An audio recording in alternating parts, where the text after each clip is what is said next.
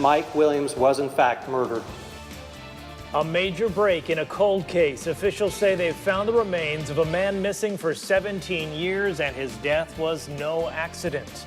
Mike Williams disappeared in 2000 after going hunting on Lake Seminole. FDLE has spent thousands of hours investigating. Now they've found his body. They've got a lot of questions still to answer. Lenitra Bennett was there as news broke this afternoon. Lenitra, what else can you tell us? Julie and Eden, the only thing investigators will say for sure at this time is that DNA and other analysis does confirm that the remains they found do show that Mike Williams was murdered. FDLE making the announcement earlier today. Special Agent Mark Perez says after years of interviews, forensic and investigative analysis, they finally got the break they needed. Williams lived in Tallahassee but left to go duck hunting in Jackson County. Perez would not say if he ever made it to the Lake Seminole or where the remains were found. However, investigators grateful for the new developments. When Mike was killed, he was only 31 years old. He was a husband, a father, a son, and a brother. As a property appraiser, Mike had a promising and bright future ahead of him. Special Agent Perez acknowledging today's announcement does still leave a lot of questions, such as how Williams was killed, where his remains were found, and who killed him. Perez says they're withholding information at this time for the best interest of the case. FDLE says it's turning its focus now on bringing whoever killed Williams to justice. Perez says he hopes for an arrest in the near future, but doesn't have a timeline. The state attorney's office saying it's standing ready to prosecute whoever is responsible. Guys, back to you. Okay, Lenitra, thanks for that. And now to the fallout from an FSU fraternity pledge's death. A grand jury is saying that 20-year-old Andrew Coffey died from acute alcohol poisoning. His blood alcohol level more than 6 times the legal limit to drive. The jury's presentment also reveals that Pi Kappa Phi members and pledges didn't cooperate with investigators. It says more than 40 refused to be interviewed, including fraternity leadership. Today, State Attorney Jack Campbell said some members of the fraternity will face charges in connection to Coffey's death. Andrew Coffey's death obviously is a crime, and they found that there is criminal conduct that they've recommended that either this office or a future grand jury that we prosecute that. Campbell says that future grand jury will convene in January. Not just the university, but the entire community reacting to the presentment from the grand jury. Our Tiffany Lewis has been talking to people today. And Tiffany, what are folks saying right now? Eden, Julie, the community is still a bit shocked at some of the details in the presentment here, but many people I spoke with say they can see both sides of the story and that no matter what, this is obviously a tough situation for everyone involved. Nearly everyone I spoke with acknowledged a binge drinking culture on college campuses, saying that they believe that FSU is doing the right thing with halting its Greek life. One man I spoke with says that he's happy that the state is working to get justice for Coffey, but that he also believes that everyone involved deserves the benefit of the doubt. I don't know that I would hold them over the fire, so to speak, as their attitude given the circumstances and how young they are, and they're just trying to find themselves, and now they have this, and there's a death of somebody that they knew, and they're being held accountable for it. That's tough. In the presentment, fraternity members and pledges called to testify were described as glib, saying that they were worried more about getting in trouble than the life of Andrew Coffey. The grand jury ultimately came to the decision that there is sufficient evidence to support criminal charges, though specific charges could be handed down by the state attorney or a second grand jury in January. Guys, back to you. Okay, Tiffany, thanks for that. And look for continuing coverage of the story at 6 o'clock. We're going to hear from Florida State University administrators about what this means for the university's Greek system moving forward. To Lowndes County now, where a man is accused of killing an infant. 32-year-old Willie Hamilton charged with murdering his girlfriend's 2-month-old child. Police say the baby suffered traumatic injuries this past weekend and died at a hospital. Hamilton was living with the child's mother. Our Nolani Matthews is at the scene with the latest. Guys, it's a devastating loss for many here on Volatile Drive. Neighbors telling me they're heartbroken. Police saying this is the second homicide involving an infant death this year. Words can't express how that makes you feel. Multiple agencies responding quickly. Reports showing the 911 call led them here.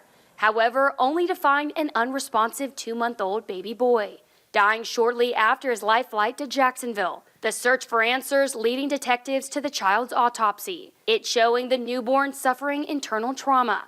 They say the report providing them more insight, a story that didn't match up to the mother's live-in boyfriend. Anytime you work a case where the victim can't control what happened to him, especially a child, it's extremely hard. Valdosta police arresting Willie Hamilton, who was babysitting the child.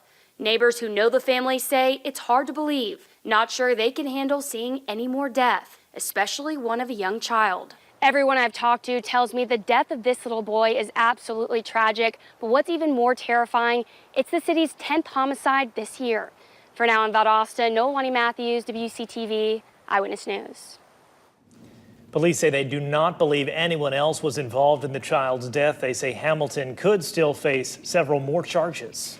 The president and Republicans in Congress celebrating a victory this evening, a major overhaul of U.S. tax law, including a doubling of the child tax credit and a nearly doubling of the standard deduction.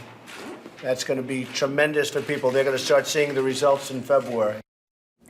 Analysts say that people in every income tax bracket will see a tax break. The average household is going to see a savings of $1,600 a year. You can look for more on this story coming up at 5:30. Time to take a live look outside now and check our weather. We had that mix of clouds and sun. There were some showers today. It was another kind of weird upside down day. It's still muggy out there. I think that describes it pretty well. A weird upside down day. Let's check in with Mike McCall. And we are still dealing with the weirdness out there because it's still warm and it's humid and it's middle of December. It's Christmas right around the corner and we're still looking at temperatures in the low to mid 70s. Some of you even the upper 70s earlier, but you also mentioned the showers. Well, there you go. We've got a few moving across the area as we speak. Not a lot, and certainly nothing real heavy here, but when you look at the stuff over the last several hours, you'll see a couple sprinkles earlier, but this is a little more organized. And it's sort of a cold front, and I say sort of because temperature is only going to drop a couple of degrees tomorrow, but it will be drier until we start talking about maybe some Christmas Eve showers. So I'll have that full forecast, including a little bit of a cooler Christmas in a few minutes. Okay, sounds good, Mike. See ya. And for some Tallahassee children, Christmas is coming early. The mayor's office and community partners hosting their annual gift giveaway today. The event happening at the Oliver Hill Community Center. Capital City correspondent Marielle Carbone was there too. Marielle? Julie, Eden, Christmas is just about 5 days away, and today's event, it's all about making sure that every family has something to celebrate with when the day comes.